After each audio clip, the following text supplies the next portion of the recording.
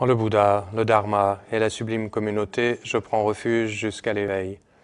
Par ma pratique du don et des autres vertus, puissais-je réaliser l'état de Bouddha pour le bien de tous les êtres.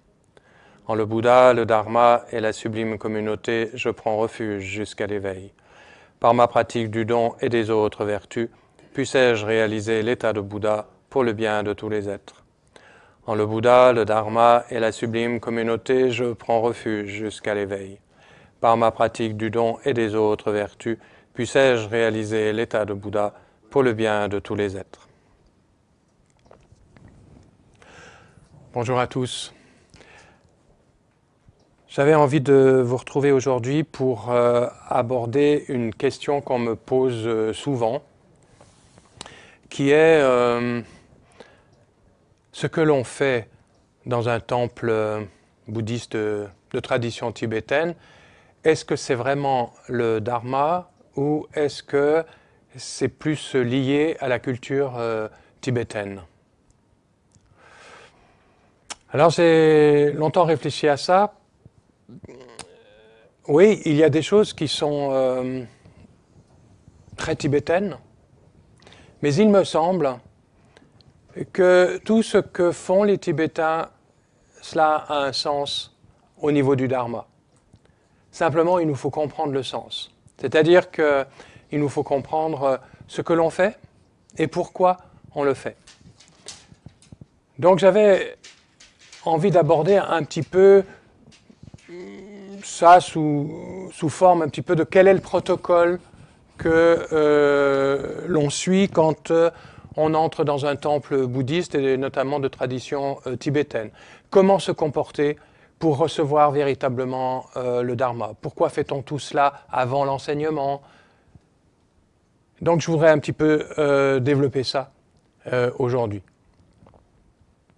Il y a des personnes, quand elles arrivent en retard dans un temple, lors d'une session ou lors d'un enseignement, pour être très discrètes et sans doute pour ne pas déranger les autres, elles s'assoient directement et sans faire 3 prosternations.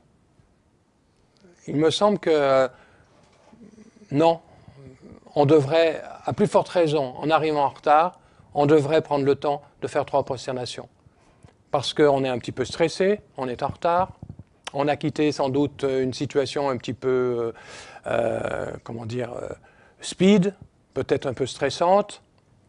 Et il est important quand on entre dans le temple, eh bien de faire un sas, de créer un sas entre le monde qu'on vient de quitter, un peu agité, qu'on pourrait appeler le monde profane, entre guillemets, et puis le temple et le monde que l'on rencontre dans le temple, c'est-à-dire un monde, entre guillemets, sacré. C'est-à-dire placer notre esprit dans un état qui va lui permettre d'être plus réceptif à ce qu'il va vivre dans le temple et notamment à l'enseignement qu'il va écouter.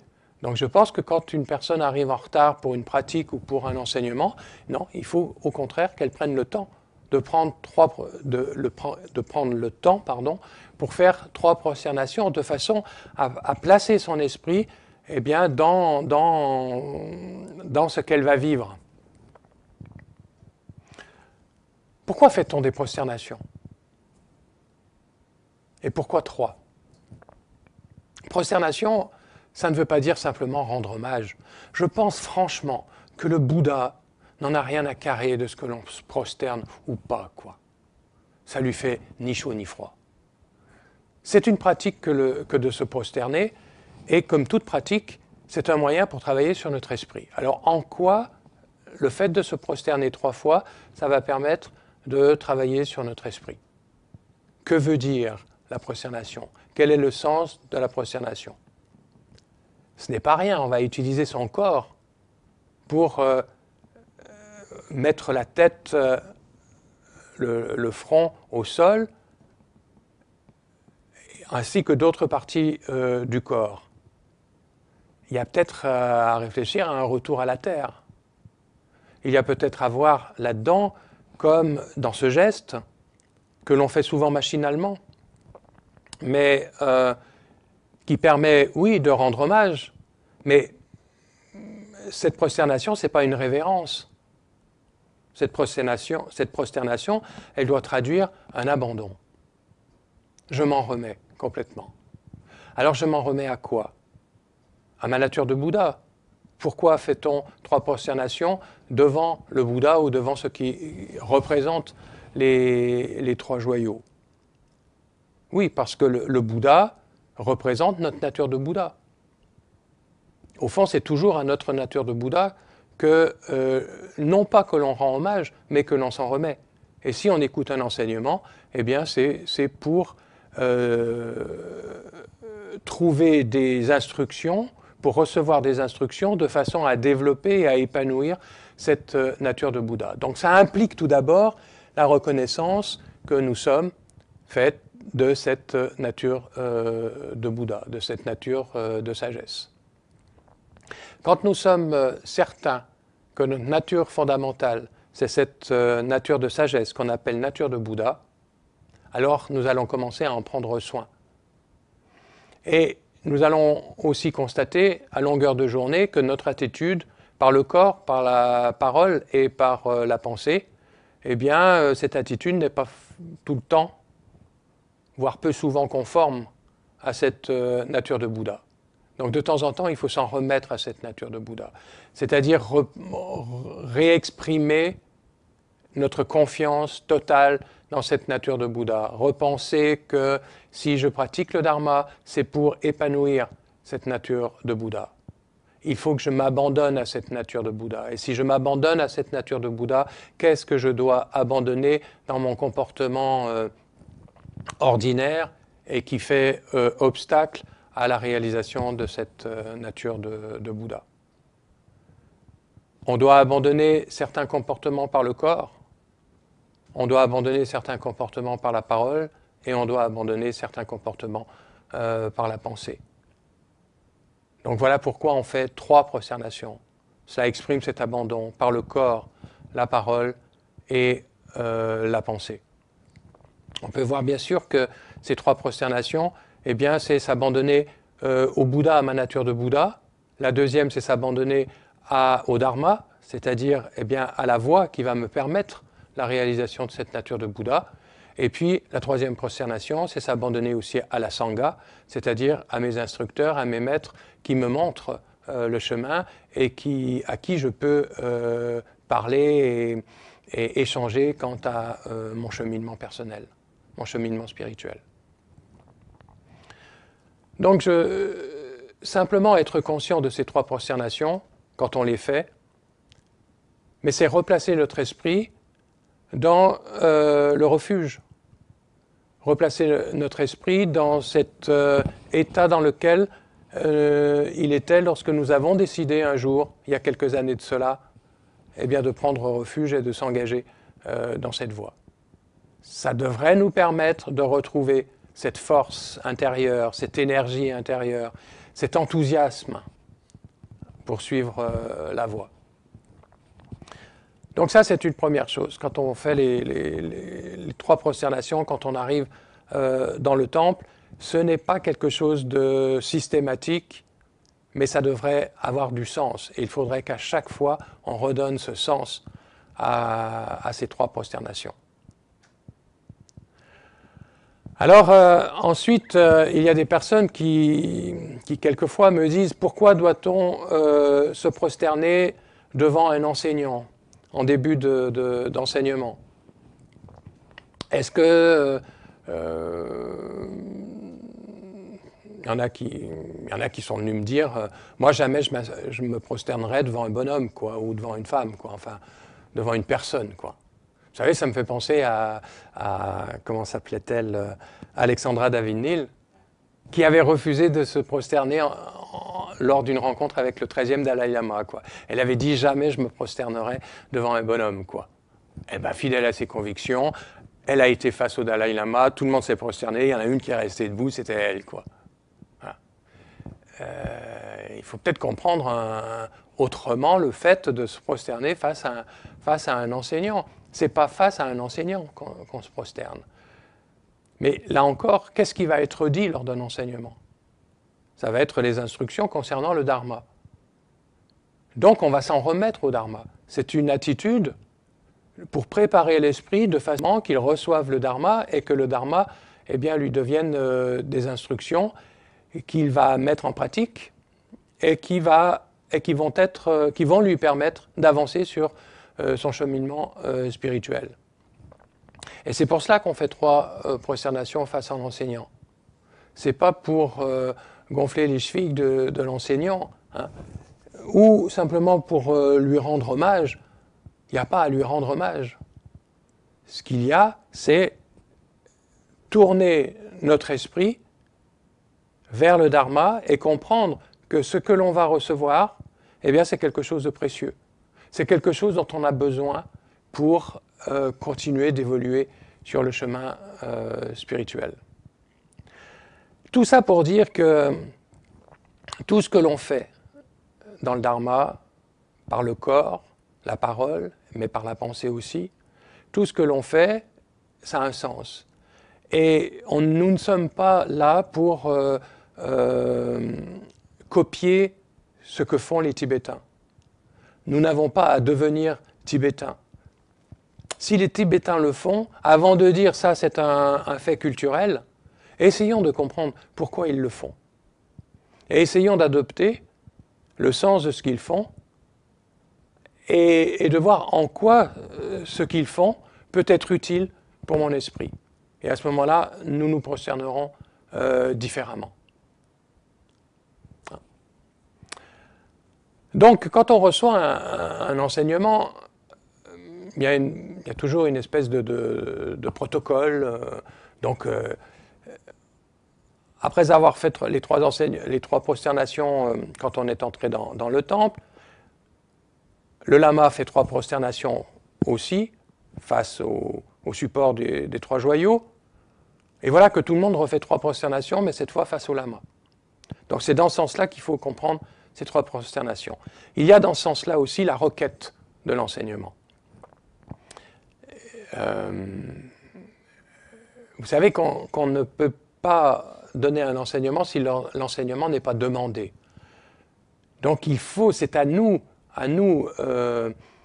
étudiants, de demander le Dharma, montrer que nous avons besoin du Dharma, montrer que nous avons besoin de cette instruction. C'est pour ça, en général, qu'il faut demander 3 fois pour avoir la réponse du lama. Vous savez, quand on est malade,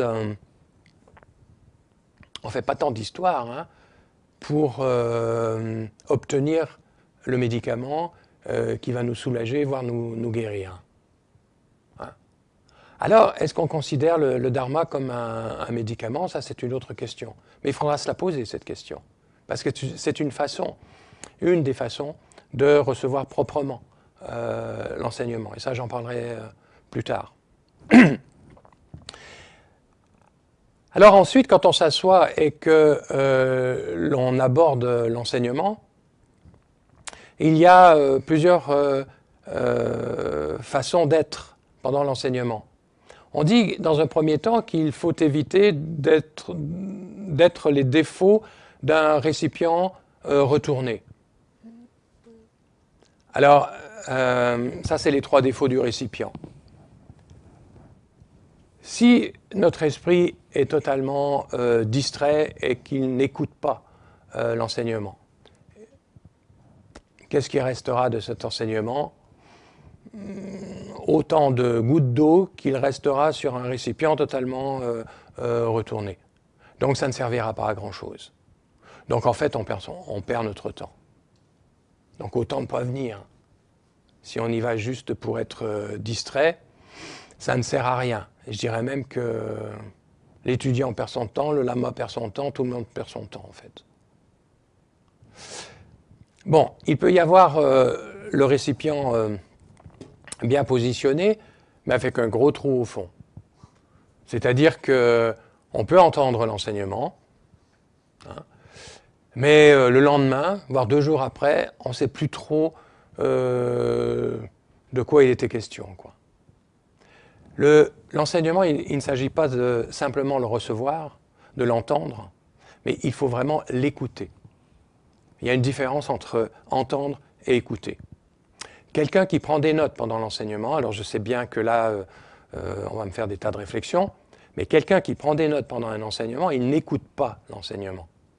Il l'entend seulement. Parce qu'il se dit, il ne fait pas l'effort de retenir ce qui est dit. Pourquoi? Parce qu'il sait que, eh bien, s'il a oublié quelque chose de l'enseignement, il a ses notes pour le retrouver. Non. L'enseignement n'est pas un cours. L'enseignement ne doit pas être retenu du début à la fin. On va l'écouter avec attention, mais il y a des choses qu'on ne retiendra pas. Par contre, ce que l'on va retenir, sur le moment, au moment où on le retient, le moment où cet enseignement entre en contact vraiment avec notre esprit, là, ça fait tilt et il se passe quelque chose. Et là, ce qui se passe, c'est une véritable compréhension. Ce n'est plus une compréhension par le fait d'entendre quelque chose, mais c'est la compréhension qui naît à partir d'une véritable écoute. Une véritable écoute, être présent à 100% à ce qui est dit, avec attention, et à ce moment-là, ça entre en contact avec notre esprit, et il y a une compréhension qui peut s'élever alors qu'on a déjà entendu 10 fois, 50 fois ce même enseignement. Mais là, on a l'impression que, tiens, je ne l'avais jamais compris comme ça. Et ça, c'est une expérience. C'est une expérience qui naît de l'écoute.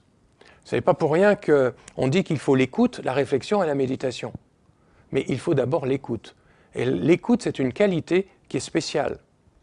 C'est une qualité de réceptivité, de présence, d'être vraiment là, présent. C'est-à-dire, je ne suis pas dans le passé, je ne suis pas dans le futur, mais je suis dans le présent, et le présent, c'est ce qui est dit. C'est ce que je reçois. Donc l'écoute, c'est un véritable état méditatif, un état de ciné. Maintenant, si vous ne pouvez pas écouter si le récipient est percé, parce que vous ne retenez pas ce qui est dit. Donc il faut être présent à ce qui est dit et vous le retenez. Ce que vous ne retenez pas, laissez-le passer. Mais ce que vous retenez, ça va être une expérience. Ça va être une compréhension véritable et qui va avoir un impact sur votre pratique. Maintenant, si le récipient est vraiment percé, ben alors vous allez tout laisser passer. Vous allez passer une bonne soirée, vous allez, être ouvert au dharma, mais vous ne retiendrez rien. Or, après l'écoute, il faut la réflexion. Et la réflexion ne peut pas se faire sur le moment, au moment même de l'enseignement. Si vous allez à un enseignement un soir, ce n'est pas ce soir-là que vous allez écouter et réfléchir à l'enseignement. La réflexion, elle vient par la suite, le lendemain, le surlendemain. Et vous repensez à ce qui a été dit. Et vous essayez de comprendre beaucoup plus en profondeur ce que l'enseignant a dit à ce moment-là. Jusqu'à comprendre le sens de ce qui est dit. Et ce sens-là, alors après, nous devons l'appliquer. Et ça, c'est ce que nous appelons la méditation. Nous devons l'appliquer, c'est-à-dire nous entraîner à l'appliquer dans notre vie quotidienne. Et c'est de cette façon-là, par l'écoute, la réflexion et la méditation, que nous allons intégrer peu à peu le dharma à notre vie quotidienne et que le dharma va devenir une partie de nous-mêmes et ne plus être quelque chose comme un peu superficiel ou artificiel. De temps en temps, on a besoin du dharma, alors on revient aux enseignements, et puis ensuite on oublie le dharma pendant 15 jours, et donc on est bouddhiste de temps en temps, on n'est pas bouddhiste à d'autres moments. Ça, c'est pas vraiment la bonne façon de faire. Alors maintenant, il y a un troisième danger, enfin c'est pas un danger, mais un troisième défaut, on va dire, du récipient. Quand on reçoit le dharma, c'est un récipient qui est sale. Il faut que notre récipient soit propre quand on reçoit le dharma. Alors, récipient sale, ça veut dire quoi? Ça veut dire qu'il est conditionné par toutes nos valeurs, par tout ce que nous avons pu intégrer déjà dans notre existence. on essaie de mélanger le dharma à ce qui fait nos croyances, nos valeurs. Et on va essayer de mixer ça et d'en faire notre propre soupe. C'est pas exactement comme ça que ça doit se passer. Je m'appuie sur le texte. Le texte dit qu'à ce moment-là, on vient à l'enseignement, on l'écoute attentivement, dans les jours suivants, on y réfléchit de manière à l'assimiler, mais on n'a pas une entière confiance dans le dharma. Hein? Ni dans le lama qui enseigne. Et cette tournure d'esprit empêche de recevoir et d'assimiler correctement l'enseignement. On le compare à une souillure. C'est un peu comme si dans la tasse, il y avait une trace de poison et qu'on met un liquide que l'on veut boire, mais il y a encore cette trace de poison. À ce moment-là, le liquide ne sera plus buvable. Hein. Il faut faire place nette quand on reçoit le dharma. La réflexion, elle va nous inciter à positionner notre compréhension du dharma par rapport à nos valeurs. D'accord, ça c'est d'accord. Et il faut que dans le domaine de la réflexion, eh bien, on travaille notre compréhension du dharma par rapport à tout ce qui nous fait nous-mêmes, notre culture, notre psychologie, notre éducation, notre façon de penser, quelles sont les valeurs qui sont les nôtres. Ça, oui, ça, on peut travailler le dharma avec tout ça. Ça va même nous permettre de mieux l'intégrer par rapport à ce que nous sommes. Mais pendant l'enseignement, le récipient doit être absolument propre, c'est-à-dire être en état de totale réceptivité de l'enseignement. Alors, il y a d'autres attitudes à adopter pendant l'enseignement. Un texte parle des 6 défauts de l'étudiant. Tout d'abord, il faut se prémunir de l'orgueil. On peut venir à l'enseignement avec beaucoup d'orgueil. C'est-à-dire imaginer qu'on en sait plus que l'enseignant qui va donner l'enseignement. Peut-être même qu'on en sait davantage que le Bouddha en savait. On peut imaginer ça. Hein.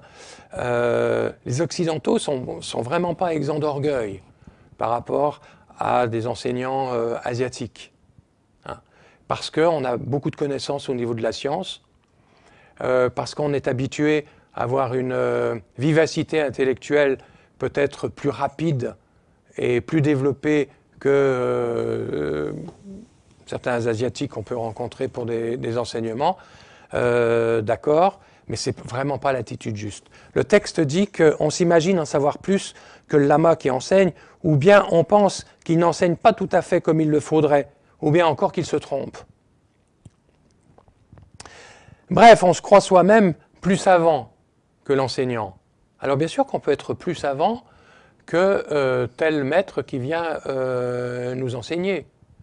C'est pas très difficile d'être plus savant intellectuellement que tel grand yogi qui n'a pas beaucoup étudié mais qui a passé 30 ans dans une grotte à méditer, quoi. Et là, il va y avoir deux formes d'enseignement. Ce lama en question, effectivement, il ne fera pas le poids face à l'intellectualisme de telle ou telle personne. Mais il ne va pas enseigner à partir de sa compréhension intellectuelle du texte. Il va enseigner à partir de son expérience. Et c'est ça qui est beaucoup plus important. Parce que s'il enseigne à partir de son expérience, il va enseigner les éléments qui lui ont permis de transformer son esprit. Or, le but du dharma, c'est la transformation de notre esprit. Et il est facile de constater qu'une compréhension uniquement intellectuelle d'un sujet n'a jamais rien transformé dans notre esprit. Alors, il faut se méfier d'un enseignant qui paraît tout simple et d'arriver avec un orgueil en se disant « Attends, moi je sors j'ai tel degré universitaire, etc. » Lui, apparemment, à part quelques années de méditation, eh bien oui. Et si vraiment il a médité, alors il va parler de son expérience. Donc là, ça sera un enseignement beaucoup plus important, parce que quand un enseignement est donné à partir d'une expérience, appliquer cet enseignement va pouvoir recréer cette expérience, reproduire cette expérience. Le texte dit « Chacun d'entre nous doit bien examiner si cette forme d'orgueil naît dans son esprit, pour le cas échéant, s'efforcer de la rejeter. » Donc, être prudent quant à l'orgueil. La deuxième attitude, le deuxième défaut de l'étudiant lors d'un enseignement, c'est être distrait par l'extérieur. Alors, si on enseigne dans un endroit très calme, ça va, mais si on enseigne dans un endroit un petit peu agité, où il y a beaucoup de passages, où il y a des choses qui se produisent à l'extérieur de la salle où a lieu l'enseignement, eh bien, on peut être distrait par tous ces éléments. C'est-à-dire qu'on n'est absolument plus présent. Et quand on est distrait, regardez, quand votre esprit est distrait, il oublie totalement le point sur lequel il était posé, focalisé. Donc là, l'attention à l'enseignement, elle disparaît, et on ressort 1h30 après l'enseignement, on ne sait même pas de quoi il était question, quoi. Donc là, on est venu pour rien aussi, quoi. Donc, éviter d'être distrait. C'est un chiné que de recevoir un enseignement. C'est vraiment une méditation de chiné. Troisième défaut, c'est être obscurci par l'intérieur. Alors, être obscurci par l'intérieur, eh bien, c'est avoir de l'opacité. Alors, ça peut être l'opacité, c'est-à-dire vraiment être somnolent, voire carrément dormir, mais ça peut être aussi la distraction intérieure, c'est-à-dire que ça ne m'intéresse pas vraiment, et puis je me fais un film intérieur pendant le temps de la session de l'enseignement, quoi. Bon, ça c'est la distraction intérieure. Il y a pas mal de distractions extérieures, comme une personne un jour qui tricotait pendant l'enseignement. Alors on me dit, oui, que c'est un moyen pour être beaucoup plus présent. Écoutez, moi je veux bien, mais alors qu'on vous donne un tricot au moment de votre mort, pour être très attentif à ce qui va se passer. Et je n'ai jamais entendu un maître bouddhiste dire qu'il fallait faire du tricot pour avoir un bon chiné, quoi. Donc ça, ce sont simplement des habitudes. Et si le calme mental dépend d'une activité telle que le tricot, on n'est pas libre dans notre... c'est pas un calme mental bien stable, puisqu'il est dépendant de quelque chose. Donc je parle du tricot parce que c'était assez marrant de voir une personne qui écoutait le Dharma, mais qui était là en train de tricoter en même temps, mais ça peut être tout à fait autre chose. Il y a le quatrième défaut, ça s'appelle la dispersion. Vous voyez des personnes qui écoutent le Dharma et qui récitent des mantras, tout en écoutant le Dharma. Alors ça, non. Et le texte est très clair là-dessus. Le texte dit, d'une manière générale, réciter le mantra au Manipameung ou d'autres mantras, ou bien s'exercer à la méditation de chiné, ou encore s'entraîner à rester dans un état de méditation profonde, sont des actions très positives et vertueuses, sauf pendant l'enseignement, où il convient de laisser tout ceci de côté. Pourquoi ? Parce que toute l'attention doit être disponible pour écouter l'enseignement. Voilà. Il y en a qui font chiner, effectivement. Il y en a qui, pendant l'enseignement, sont vraiment des statues de chiné, ou il y en a d'autres, effectivement, qui méditent en récitant des mantras, etc. Ça, c'est la dispersion. Ce n'est pas la distraction intérieure, mais c'est la dispersion. C'est-à-dire qu'on fait autre chose qu'écouter. Et on pense bien faire parce qu'on est dans la pratique du Dharma. Non, quand on médite, on médite. Et quand on écoute l'enseignement, on écoute l'enseignement. Et ça, c'est un peu à rappeler, parce qu'il y a beaucoup de distractions extérieures et beaucoup de distractions, de dispersion pendant l'enseignement. Voilà, donc lorsque nous portons toute notre attention sur l'enseignement, il peut véritablement s'inscrire dans notre esprit, dit le texte. Donc on voit que l'intégration de l'enseignement eh bien, va être possible par la qualité de notre attention. Alors faites l'expérience. Essayez de venir à un enseignement sans aucun papier. Et voyez ce que vous avez retenu en sortant de l'enseignement. Et je suis sûr que ce que vous aurez retenu, alors ça, vous allez en faire quelque chose. Mais, par exemple, prendre des notes pendant tout l'enseignement, on n'aura retenu vraiment pas grand-chose. Il faudra relire nos notes pour retrouver le sens de l'enseignement. Et il n'y aura plus la présence de l'enseignant. Donc ce sera encore différent.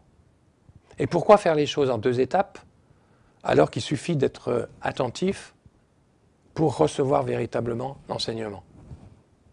Un enseignement n'est pas un cours. Ce n'est pas un cours que l'on prend et puis le soir, on doit étudier à nouveau le cours pour l'intégrer. L'enseignement, c'est une transmission. C'est une transmission directe. De lama à étudiant, c'est la transmission directe. Mais effectivement, vous ne pouvez pas transmettre quelque chose à quelqu'un en qui rien ne peut entrer, quoi. Donc il faut qu'il y ait cet état de réceptivité. Donc le 4e point, c'était la dispersion. Le 5e point, c'est le manque d'aspiration. Ben, on est des blasés du dharma, quoi. Ouais, encore un enseignement. Oui. De toute façon, à quoi ça sert? J'ai déjà écouté ça des dizaines de fois. J'ai essayé de mettre ça en pratique, mais bon, ça demande beaucoup d'efforts, ou ça ne marche pas vraiment. Hein. Ça, c'est le manque d'aspiration. On ne ressent pas le besoin de l'enseignement. Et on vient, mais parce qu'on est habitué à venir, parce qu'il y a un copain ou une copine qui viennent, ou parce que par simple curiosité, quoi. Mais on ne considère pas l'enseignement comme véritablement quelque chose de précieux, dont on a besoin. Bon, ça c'est le manque d'aspiration.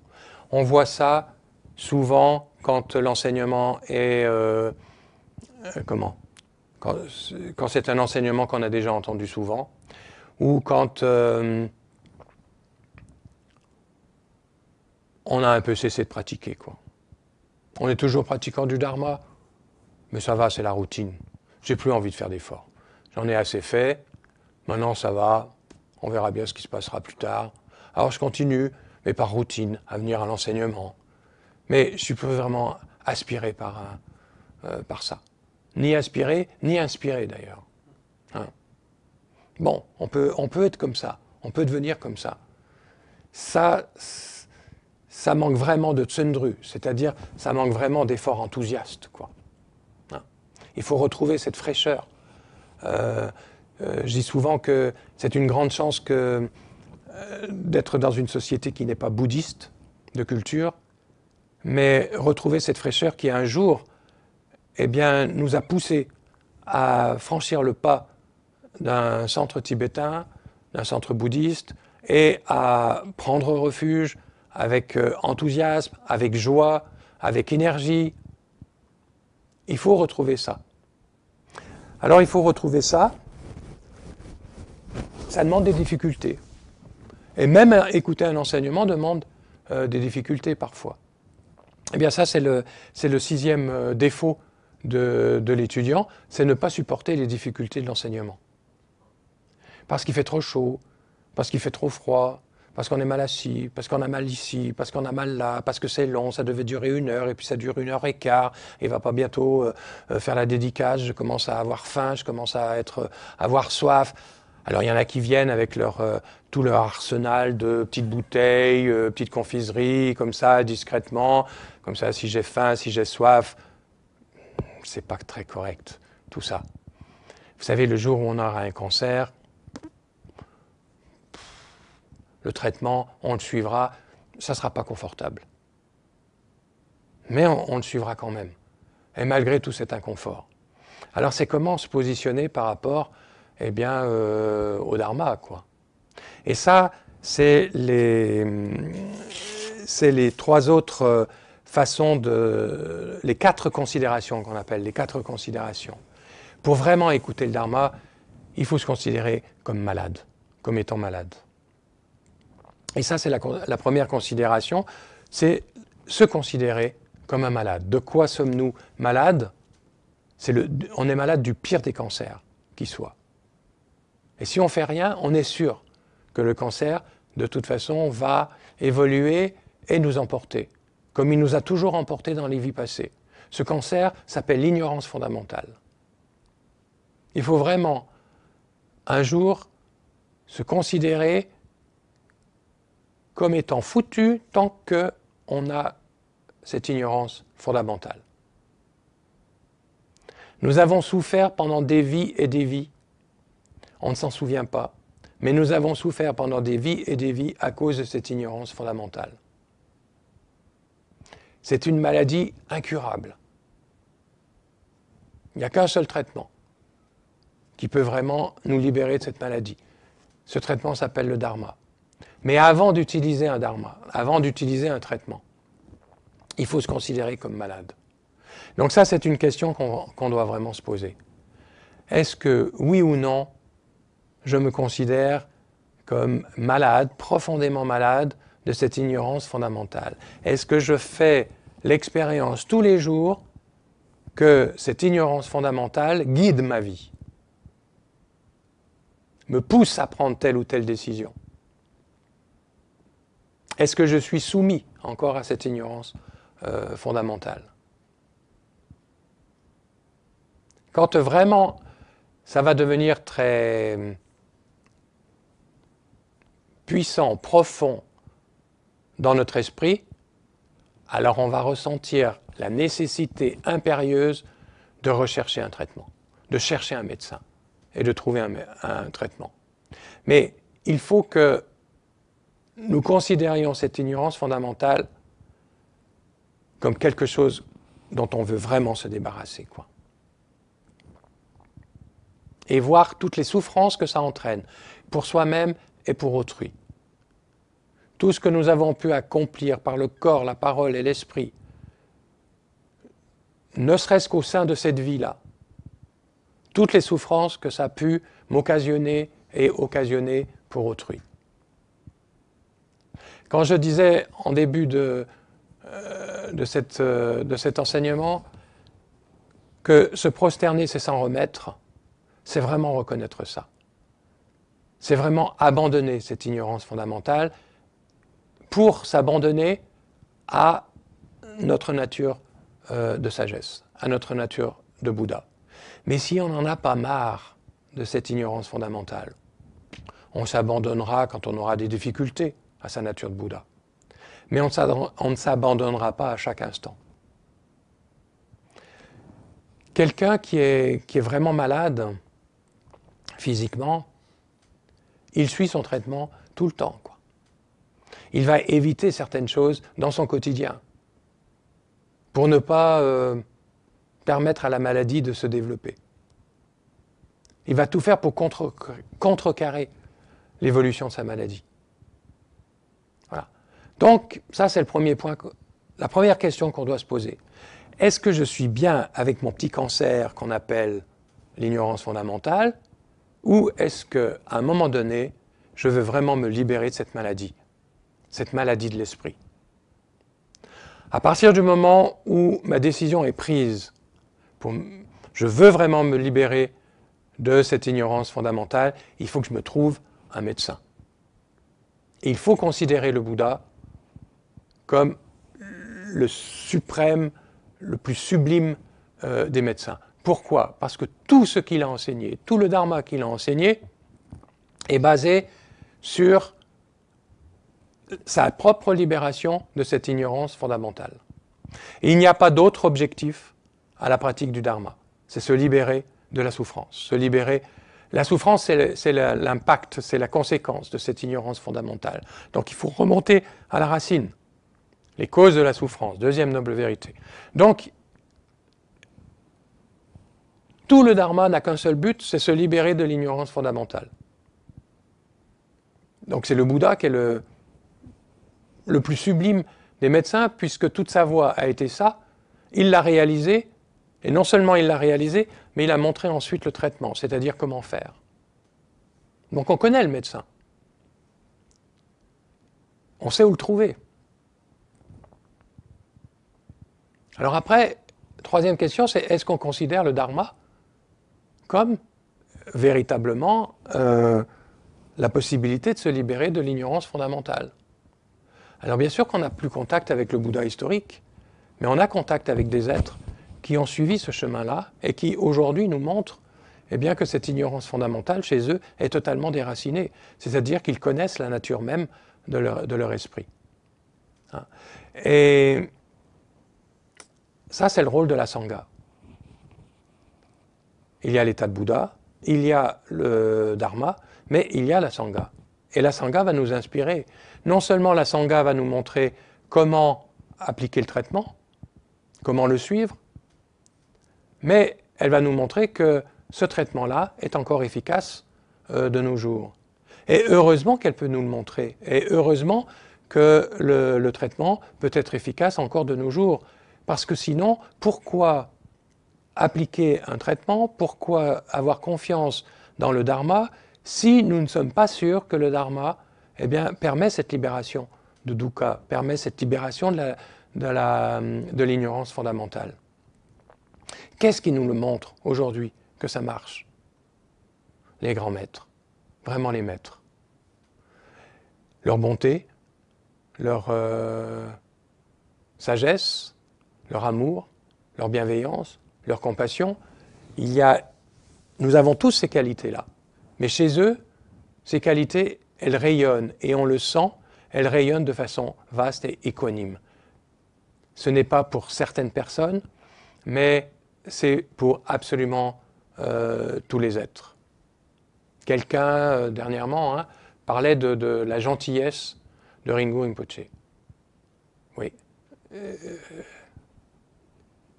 C'est quelqu'un de profondément gentil. Ce n'est pas quelqu'un qui est gentil simplement avec ses amis. C'est quelqu'un qui est gentil avec tous les êtres qu'il rencontre. À n'importe quelle heure du jour, de la nuit, dans n'importe quel aéroport, vous allez le chercher, vous le ramenez, il rencontre telle ou telle personne. Il y a cette bonté fondamentale chez lui qui rayonne, mais c'est non-stop.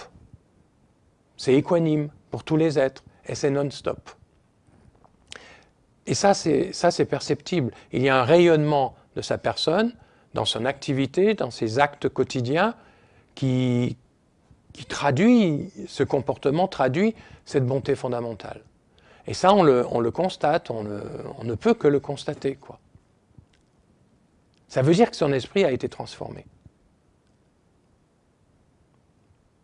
Donc il y a l'exemple des maîtres qui est important pour nous, parce que ça montre que si je pratique le Dharma, mais je peux me transformer et devenir comme ce maître qui m'inspire. On a assisté à beaucoup de morts de grands pratiquants. Pour mourir comme la plupart sont morts, ça demande une très nette compréhension de la nature de l'esprit.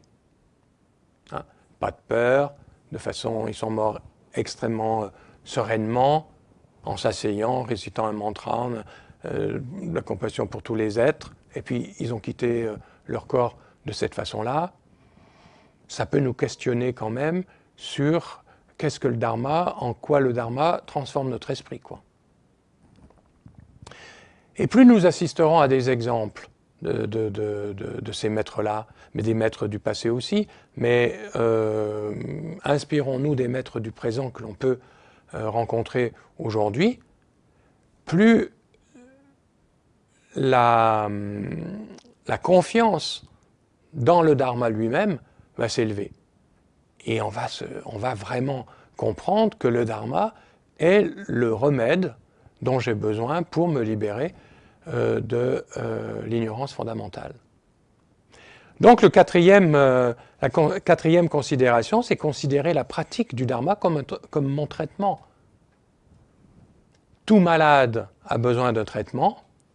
Le traitement pour l'ignorance fondamentale, eh bien, c'est la pratique du dharma. Et bien sûr que je vais rencontrer des difficultés pendant cette pratique du dharma. Évidemment, ça va être un déconditionnement. Et il va y avoir des moments qui seront plus difficiles. Mais qui ne rencontre pas de difficultés dans un traitement médical? Quand vous assistez des personnes qui ont un cancer, quand vous voyez ce qu'elles doivent subir, pour certaines d'entre elles, comme traitement, c'est lourd, quoi. C'est vraiment lourd. Personne n'a envie de passer par là, quoi. Et je ne pense pas que la pratique du dharma soit aussi violente, soit aussi lourde qu'un traitement pour telle ou telle maladie grave. Donc à partir du moment où on se considère vraiment comme malade de l'ignorance fondamentale, on va accepter la pratique du dharma et les inconforts que cela peut occasionner. Quand on réfléchit à tout cela, on se rend compte que si aujourd'hui nous avons toutes les conditions pour rencontrer le dharma, pour y réfléchir et pour le mettre en pratique, alors nous avons vraiment ce qu'on appelle la précieuse existence humaine. Et cette précieuse existence humaine, c'est une des clés pour notre avancement sur le chemin. Tous les maîtres parlent des 4 idées fondamentales et on commence par la précieuse existence humaine. Sans la précieuse existence humaine, nulle possibilité de se délivrer de l'ignorance fondamentale. Donc, prendre d'abord conscience que nous sommes malades de cette ignorance fondamentale et aspirer à en guérir, et ensuite avoir la précieuse existence humaine qui va nous permettre d'appliquer le traitement, c'est-à-dire de suivre la voie. Quand vous réfléchissez sur cette précieuse existence humaine, prenez des éléments de votre vie quotidienne. Que vous faut-il rassembler pour avoir connaissance du dharma, pour y réfléchir et pour le mettre en pratique? C'est plus important, je pense, de faire comme ça que de lire les grandes lignes de la précieuse existence humaine que vous pouvez trouver dans un texte comme le flambeau de la certitude. Je ne dis pas que c'est inutile, mais trouvez des éléments de réflexion qui vraiment qui ont un impact direct sur ce que vous vivez, sur votre vie quotidienne. Et dites-vous que votre vie quotidienne n'est pas si banale que ça. Elle n'est pas si ordinaire que ça. Vous avez tout ce qu'il faut dans votre vie quotidienne, mais vous avez le dharma. Vous avez la possibilité d'y réfléchir et vous avez la possibilité de le mettre en pratique. À chaque instant, vous avez la possibilité de le mettre en pratique. Et pour le mettre en pratique, il n'y a pas besoin d'être dans une grotte. Si vous n'avez pas les conditions d'être dans une grotte, continuez de le mettre en pratique dans votre vie quotidienne. Mais si vous avez la possibilité de le mettre en pratique, vous avez ce qu'on appelle la précieuse existence humaine. Et plus vous réfléchirez à ça, plus vous verrez que cette existence humaine, elle est dite précieuse. Oui, elle devient vraiment précieuse.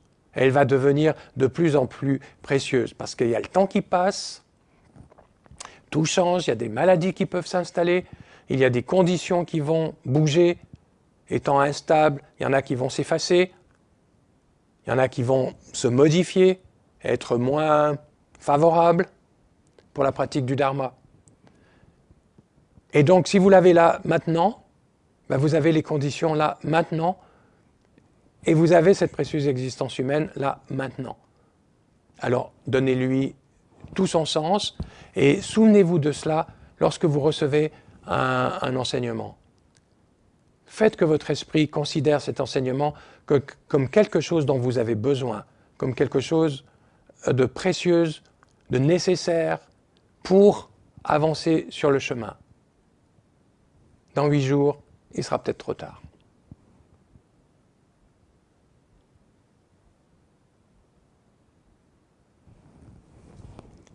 Par cette vertu, puissais-je promptement réaliser le Mahamudra et sans l'exclusion d'un seul, établir en cet état tous les êtres.